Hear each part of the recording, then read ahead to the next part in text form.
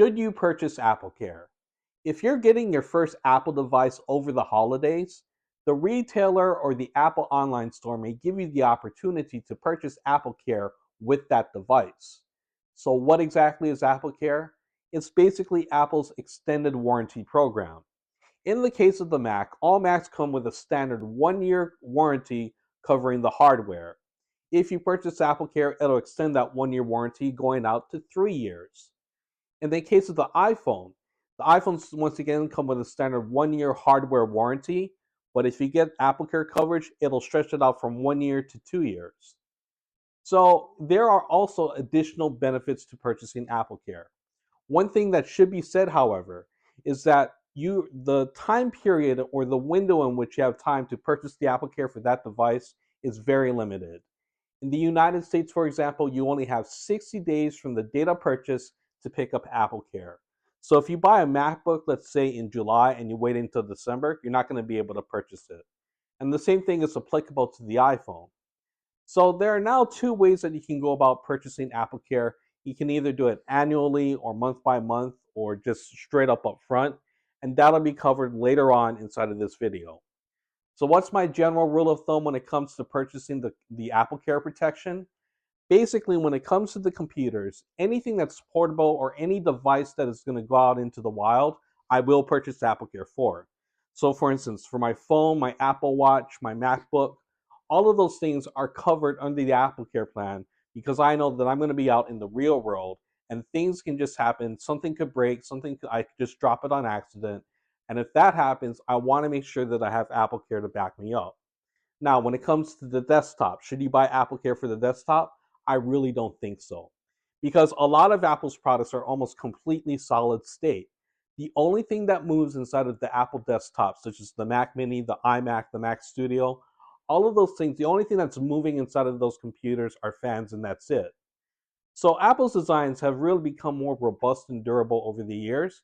And because those desktop devices are not leaving your house every day, I really don't think there's any need to purchase the AppleCare for that.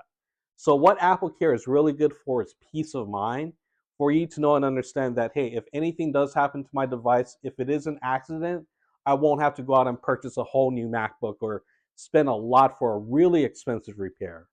So I'm going to go into the pricing and the details later on, but that's just my general advice when it comes to purchasing AppleCare. If something weird happens to your device and it doesn't turn on, or if the camera's not functioning, Apple will take that repair, and as long as you're under the standard 1 year hardware warranty or you are being covered by AppleCare, as long as it's not your fault, Apple will take your device and they will fix it for free. Now, with AppleCare Plus, you're getting something called accidental damage handling, or basically accidents in general. So if you do something like spill coffee on your MacBook or you break the screen, Apple is going to fix it, but they're going to charge you a deductible. In the case of the MacBook, if you get screen damage on that thing, Apple's going to charge you a $100 service fee up front to fix your screen.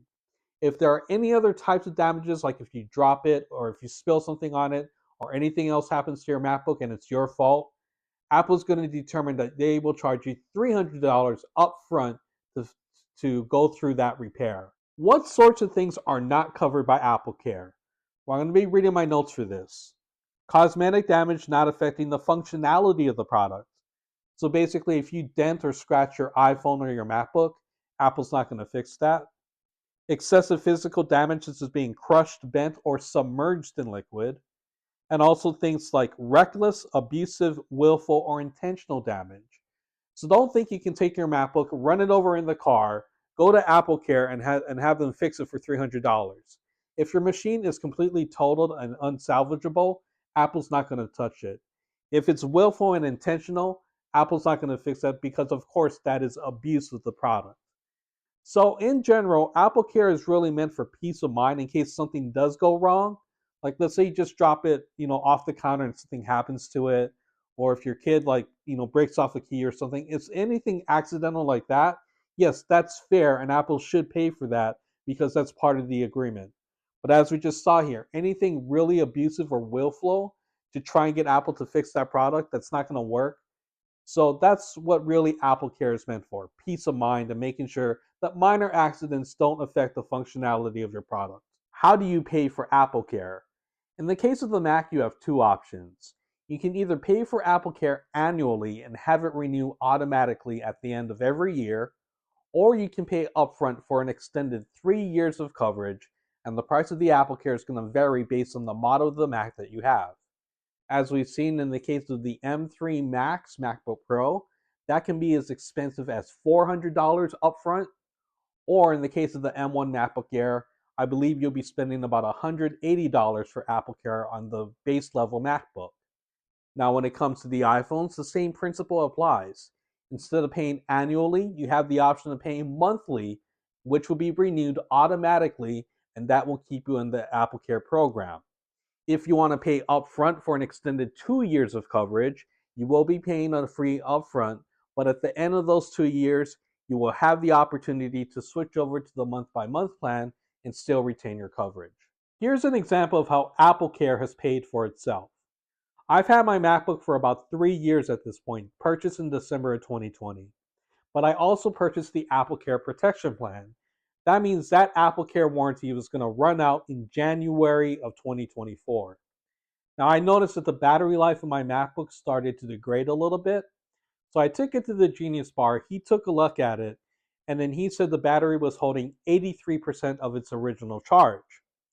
Now, that could have been a problem because if I didn't have AppleCare at all, he would have to charge me the full price to replace the battery. But since I had AppleCare, he was able to work with me. He was able to kind of bypass the system. And as a result, I was able to get the repair for free. And this would not have been a cheap repair because Apple charged $160 for the battery. And on top of that, they would have charged $120 for the service. So in total, I would have had to spend $280 to replace the battery in that MacBook Air if I did not have AppleCare. So that's just one example where they'll be able to work with you so long as you have the AppleCare. And as I said, I think when I paid for the AppleCare before, when I first got it, I think I had to pay about $250 for the AppleCare. So it did save me $30, but it did pay for itself as well. And because of that, as long as I use the AppleCare like maybe once or twice throughout its life, it's really going to be valuable to me and it can really pay for itself on its own. So those are my experiences with AppleCare. That's some of the terms and conditions because it's really lengthy and it's really a lot to try and digest. So hopefully I was able to answer some of your questions. I am going to leave links to the actual terms and conditions below because there's a lot to go through. And of course, I probably missed something along the way. All right. So that's about it. Peace.